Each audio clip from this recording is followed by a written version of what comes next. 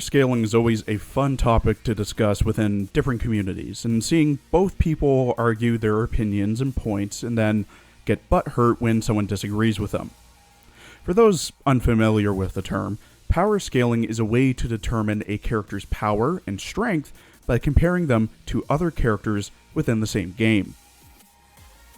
I was personally inspired by Relax-A-Lax's video power scaling the different Super Smash Bros. Ultimate characters and decided to do the same with the operators of Arknights, albeit scaling the scope back a bit since the universe of Arknights isn't as expansive as Super Smash Bros. Ultimate.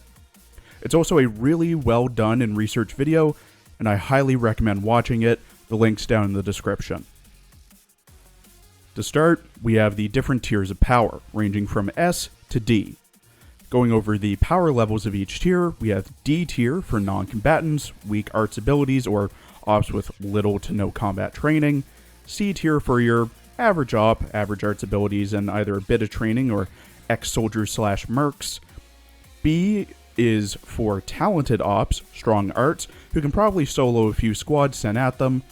A is for ops who can destroy entire cities or fight armies on their own. And S is for ops who can destroy entire countries if they felt like it, godlike power, or extremely strong arts. Before we fully get into things, I'd like to mention that this power scaling is based off of an operator's archive files, story involvement, stuff like that, not their in-game ability. As basing the tiers off of in-game abilities would just be a who's the best operator to use in the game list, rather than power scaling. Alter characters will be considered separate from their original, and the operator at the front of the tier is considered the strongest of said tier, while the bottom is the weakest of that tier. Those in between the strongest and weakest of the tier are, well, somewhere in between. Also, this is limited to main game operators only. You won't be seeing Tallulah, Emperor's Blades, Essence of Evolution, or any integrated strategies operators on here. You may notice that some ops are missing, but that's because there's no full English translation available for them on the wiki. And realistically, you're probably not missing out on much with them missing. Tiers D, C, and B are going to be pretty quick to go over. Starting with D tier, the untrained, unremarkable, and medically trained. Most of the makeup of D tier are either part of the reserve team, so 2 3-star operators, robots, or medics who just don't fight, they just heal. And if they do, they're not great at it. On the lower end of the tier, ignoring the 1-star robot ops, we have Durin, Nightingale, and Whisperrain.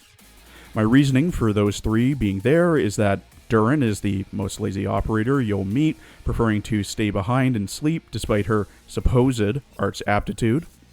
Nightingale follows her and is this low due to how physically weak she is. Yes, I know she has a barrier in the sanctuary, but that's not going to stop anyone from just sneaking up behind her and stabbing her in the back. Finally, we have Whisperrain, who is so weak that even the slightest amount of trauma to her will kill her.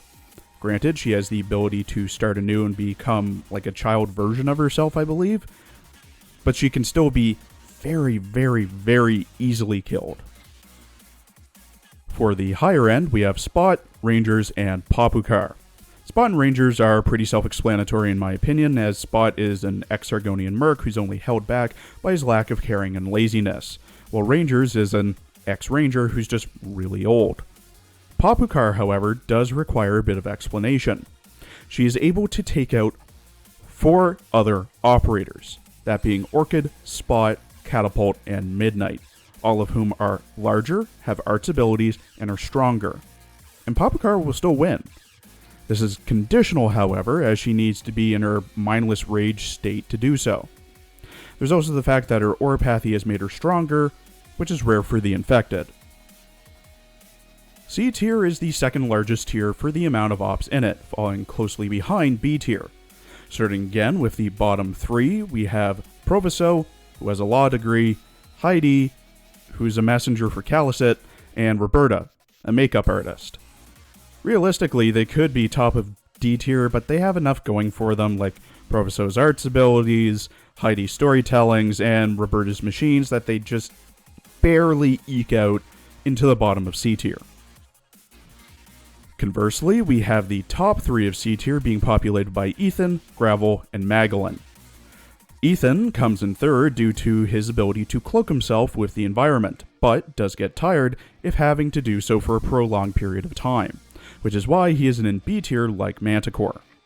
Gravel is second because of 2 reasons, her knighthood and her experience in covert operations and assassinations, but is brought down to C tier compared to other ninjas and assassins due to how comparatively weak she is in strength. Finally, for the very top, we have Magdalene.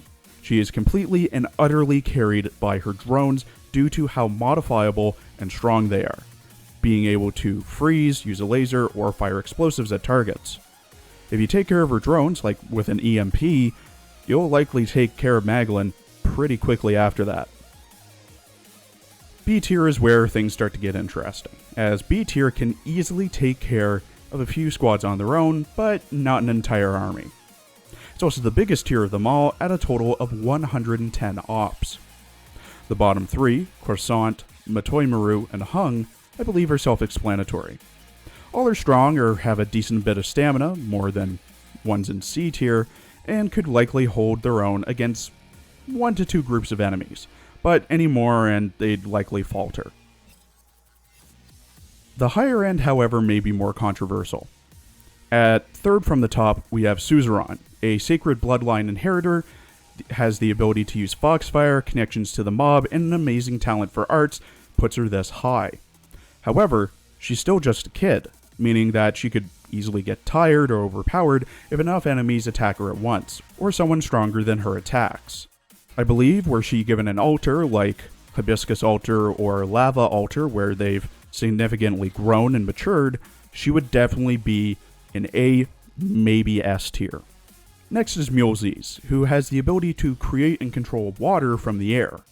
Imagine trying to fight against a water clone army of elves, the main one of which can create water everywhere, freeze said water, or even possibly drown you by having a clone go into your lungs.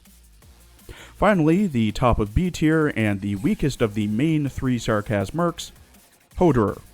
From experience alone, Hoderer is the strongest of B tier, and could easily take on some of the stronger ops one-on-one or multiple of the lower end of B tier.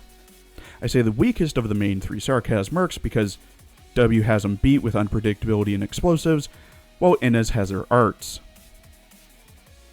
For A tier, I'll be going through each of the ops, starting at the bottom and finishing at the top, giving a kind of brief explanation as to why they're placed in A tier and their position within A tier. Starting with Punkurus, who's really in A tier on a technicality. Said technicality is what I use to describe A tier power, specifically, can destroy a city. And as a civil engineer with demolition experience, she can definitely destroy a city. If, and it's a big if, she has enough explosives rigged to demo the city. Without it, she'd probably be somewhere in C tier with the rest of the engineers. Lyn is just above her and is also reliant on something being present to be so powerful, that being sand, or more in particular, glass.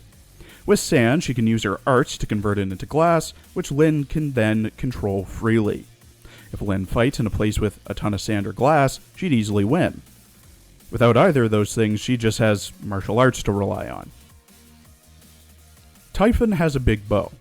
Said big bow shoots massive and powerful arrows long distances, and are made even more powerful by Typhon siphoning her arts to make them stronger.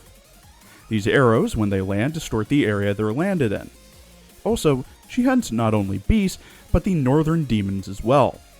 She could wipe out a decent chunk of an army from a distance, but if they close the gap, it might be lights out.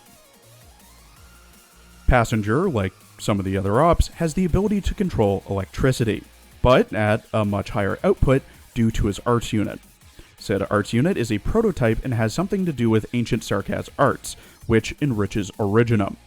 Supposedly, the enriched Originum is so powerful it could prove to be a new energy source, kind of like enriched uranium. He also leads the black market and was a powerful mercenary in Sargon. Passenger is close to death, however, so if someone were to get close and land a hit, he'd probably keel over pretty quick. Helliger is ex-Ursa's Imperial Guard, new patriot and saw him as an equal, is affectionately called General by some of the other operators, and has a ton of experience when it comes to both tactics and warfare, coming in at a total of 44 years of experience. However, he is old, despite how fit he is. Someone younger and faster could get the drop on him. Eunectes is this high on the list because of her mech, the big ugly thing or the irritable Ironhide. This mech is capable of deforesting large swaths of land with just its arms and comes with a massive cannon in the middle of its body. Since it's a boss in the game, it can be destroyed after fighting it, meaning that it's not entirely invincible. It does, however, explode when defeated, serving as a last hurrah. Without it, she might be somewhere in mid to high B tier.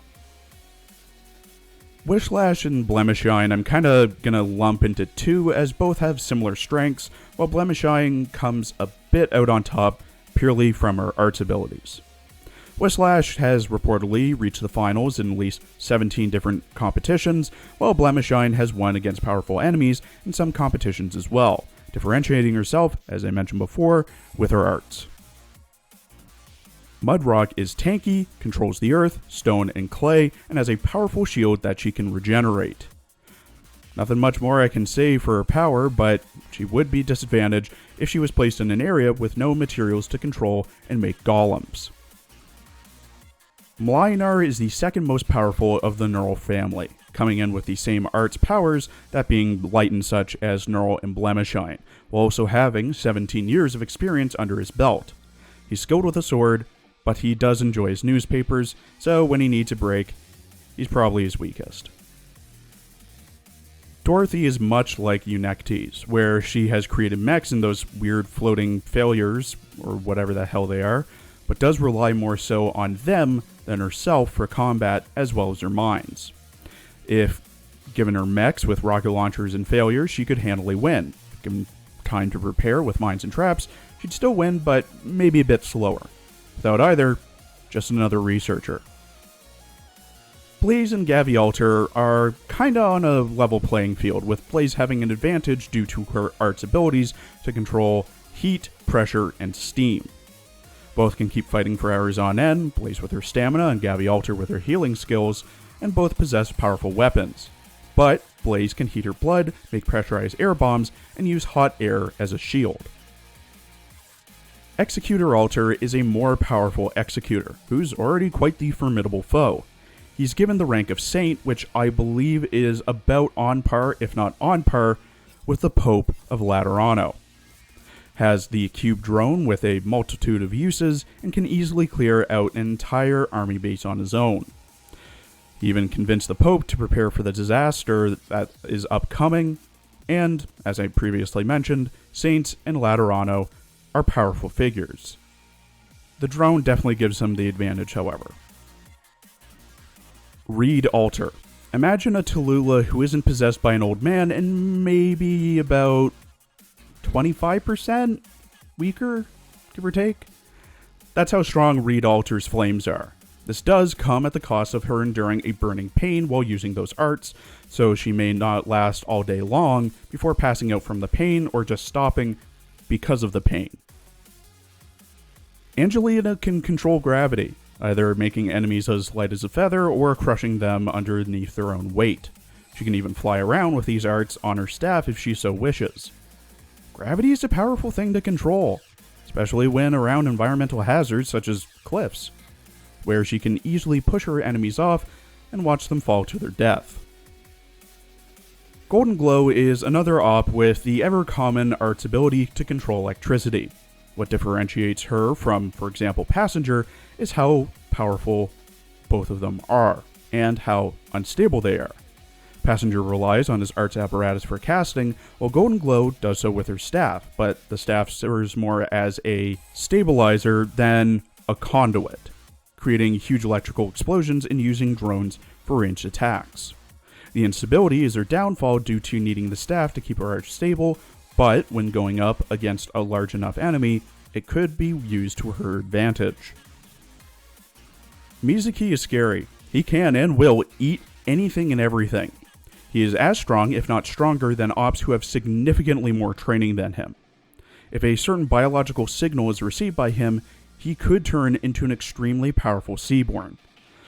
Thankfully, that hasn't happened yet, but were he to become one, Mizuki would instantly be moved up to S tier. For now, while he's sated, he's an A. Valarkvin uses arts to foresee the future. Any plan to fight her will likely fail due to her being 10 steps ahead. What's more is that the Sarkaz Cyclopses had moved north near the ice fields of Sami. Valarkvin is a Cyclops, meaning that they have lived both in a harsh climate and with the demons ever present. Unpredictability could be a weakness, but who's to say that she wouldn't see past it?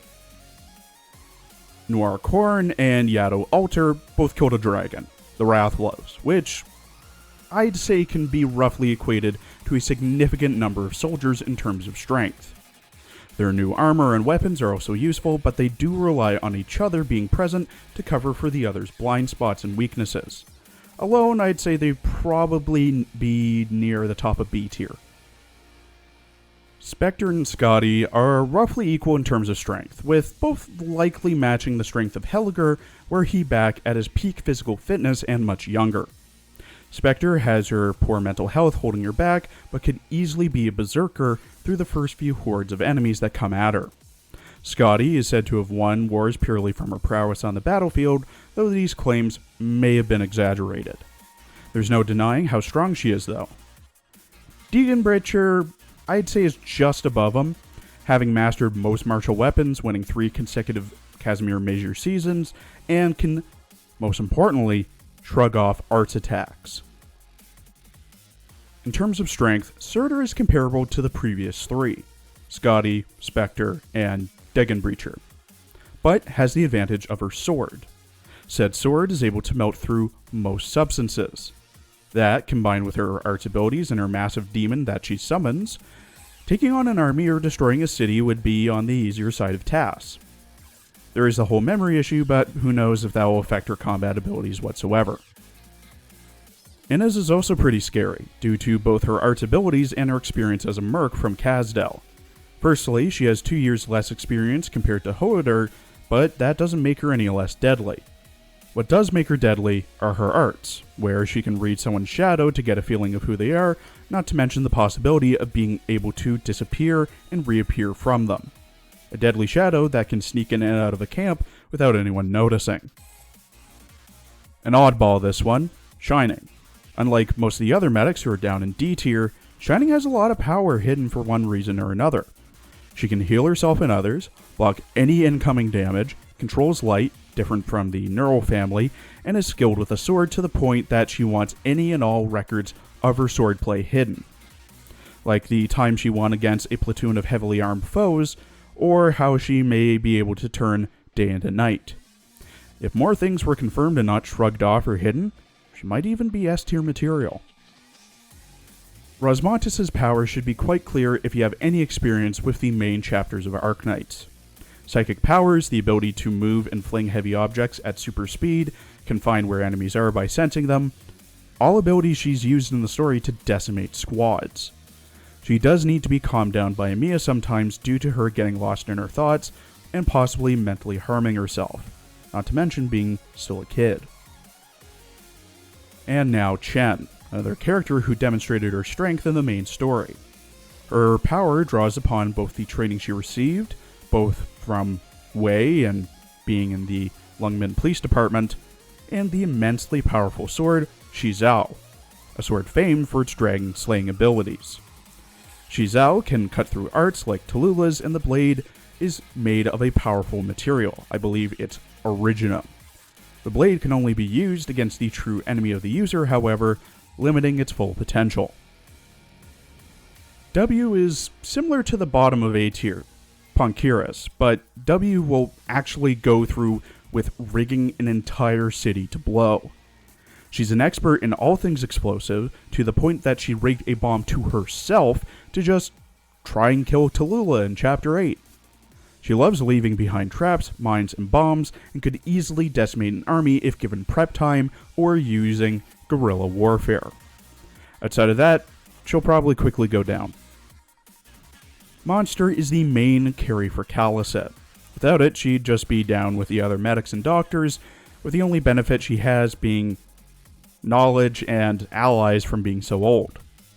Monster is a giant being that serves as Cal's personal bodyguard and weapon, with literally untold strength. But as soon as Monster goes down, Cal is probably just wide open.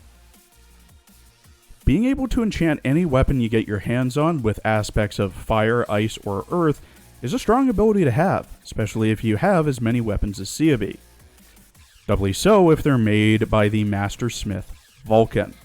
Being easily bribed or distracted by some food, definitely a weakness though. The next two, Pramanix and Santala, are on roughly equal footing as they have similar powers, that being able to control the wind and snow. Santala with her arts and Pramanix with her bell that was given to her by the gods. I'm giving the edge to Pramanix for this one because she can summon wind and snow while Santala can control it. Not to mention Pramanix having a literal goddess on her side, but that makes Santala no less powerful either. Hoheak probably has the most experience of any op available due to her inherited history, which is over 400 years old, about half the age of Cal. This is due to the arts of Kulikan, which is arts brain surgery implanting information into the next generation. Her arts give her the ability to control the air and wind, meaning that she can create windstorms, tornadoes, and hurricanes. So you know how just a bit ago I said that Spectre was really strong but was just held back by her mental state? Well, Spectre Alter is the same Spectre, just stabilized and now much more dangerous. Also, she was taken and made into a super soldier, the original Spectre, and now this is stabilized Spectre, who's sane and a super soldier. Good luck fighting her. Phantom is a double hitter in terms of deadliness. First, he's an excellent assassin.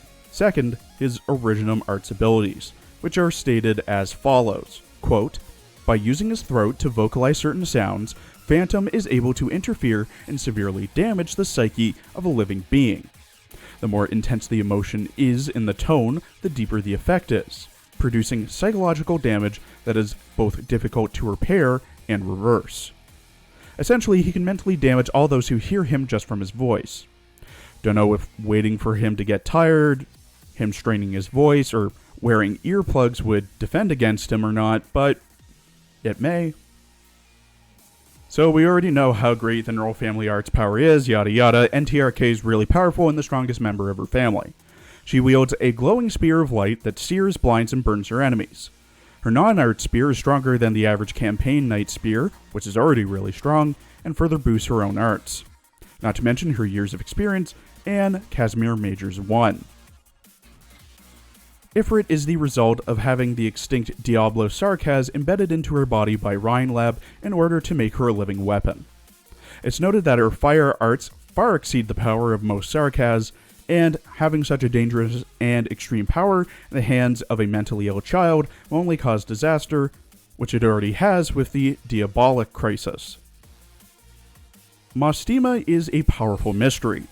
What is known about her is that she has the ability to channel arts through the weapons that she wields, the Black Lock and White Key, that slows the perception of time for her enemies. This is a dangerous thing to do, however, because both these weapons keep the Faramont, a literal living god, the Verbetta of life, at bay. Who knows what would happen were she to let it free, but for now, she's just really powerful. S tier, the deadliest of the deadly. Operators who rival weapons of mass destruction in their power, or a slow plague traveling across the lands, slowly destroying anything and everything, one by one. Fighting back against them is fruitless, stopping them is nigh impossible. You know S tier is going to be scary when you have Arturia Virtuosa Giallo at the bottom of the tier. She's second cousins with Executor, as both their fathers were cousins of each other. Before we get to her powers, it should be noted that Virtuosa is driven by her desire to truly free all people. not from their governments or slavers or masters, but from the shackles that keep their true inner selves suppressed. This was after her mother read her a story when she was a kid, and a young executor was staying with her. In the story, it explained that being free is what makes someone truly happy. Virtuosa's arts are dangerous. Ego liberation arts. Through the music she plays on her cello and other instruments, she's able to unshackle the repressed desires of a person and give them the confidence to carry out those desires without any regret whatsoever. The first victim to these arts was her own mother, whom she convinced to become a wartime photographer, where she died many months later. She has the charisma to convince others to willingly listen to her songs as well. Her later victims include Sancta Sanatorium patients, Chief Justice Marshall, who she convinced to be the Emperor of Colombia, sparked a revolution in Sargon that ended with a hanged Lord Emir, a unit of Victorian soldiers who deserted, personally met the Witch King, stole a copy of the Golden Escats to help with his revival, and gained appeals from the twin empresses. She was also made a saint by the Pope. She tricked multiple people of high standing of multiple countries into forgiving her or even empowering her. Simply by playing an instrument, she can willingly lead others to death, to turn on each other, and to betray everything that they once stood for, because their true inner desires said otherwise. She does have a counter, however, that being Executor. Executor is cold, calculating, and only cares about the facts, being completely immune to Virtuosa's arts and manipulation. He was also the person who had Virtuosa arrested in the first place. On the topic of the Witch King, we have his very far descendant, Ebenholz. For those unaware, the Witch King is, or was, depending on who you ask, the most powerful arts caster to ever live. Being a direct descendant of the Witch King means that his arts are just as, if not a bit less, powerful. While the details of his arts are not delved into, the stories of how powerful the Witch King's arts are, only being defeated by the twin empresses, who were themselves born from a mixture of the Witch King's, Lich King's, and Grand Duke Leopold's arts. There are also two other matters. First is that Virtuosa taught Crede, Ebenholz's close friend and another distant descendant of the Witch King, throughout his childhood. The second is that, though temporarily quelled, Ebenholz also has the voice of terror within him, much like Crede. Were this to awaken, Ebenholz would become corrupted like Crede, a monster of originum dead set on destroying everything around him. If Virtuosa were to somehow awaken the voice of Terra, not only would she have a powerful soldier under her thumb, but she may even get killed in the process due to the Witch King possessing the mind of Ebenholz.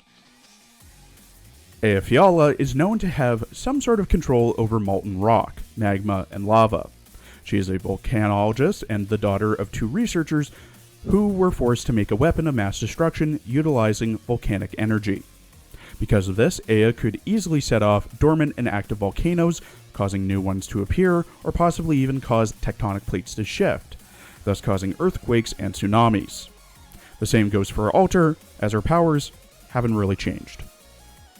Ea is near death and almost blind due to her oropathy, however, meaning that she may give up if her oropathy became too strong and fully blinded and deafened her.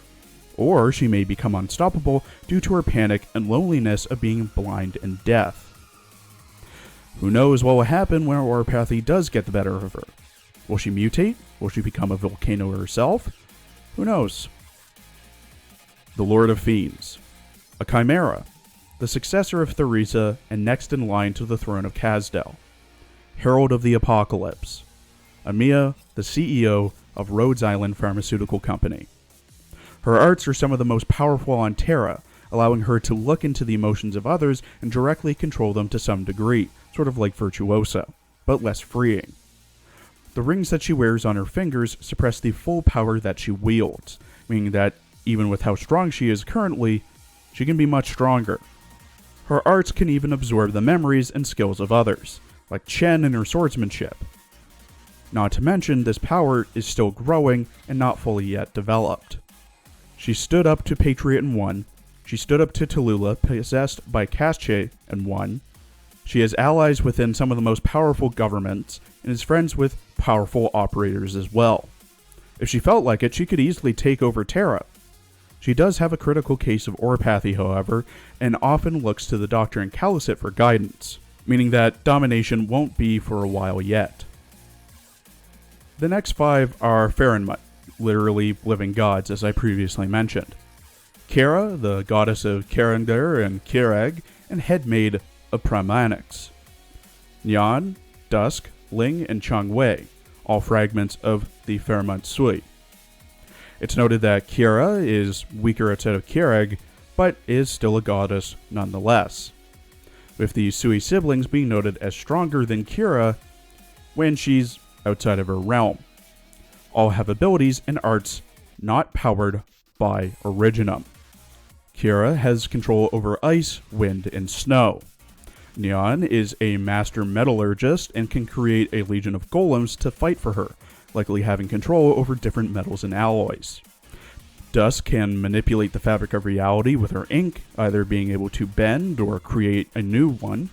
Ling is a master strategist and is able to summon dragons to fight for her, and Chang Wei is a master martial artist, able to win any battle he's placed in.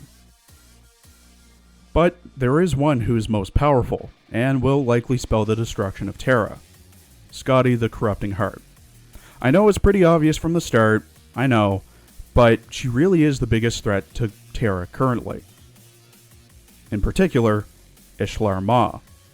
By fully turning to Ishlar Ma, Skadi will begin the war on the Terrans with her Seaborn, corrupting and devouring everything in her wake until the Nether Sea is all that is left, starting a new age of silence for the entirety of Terra. It's not a matter of if, it's a matter of when. When will Skadi fall to the calls of Ishlar Ma? When will the Aegir and Abyssal Hunters give up or give in to her power? Would Mizuki be able to calm Ishlar Ma before Skadi gives in? Terra will just have to wait and see. Thank you for watching. Please check out my Twitter for updates, and look forward to next week's video on Girls Frontline, where I will be discussing fairies, what they do, and how to use them.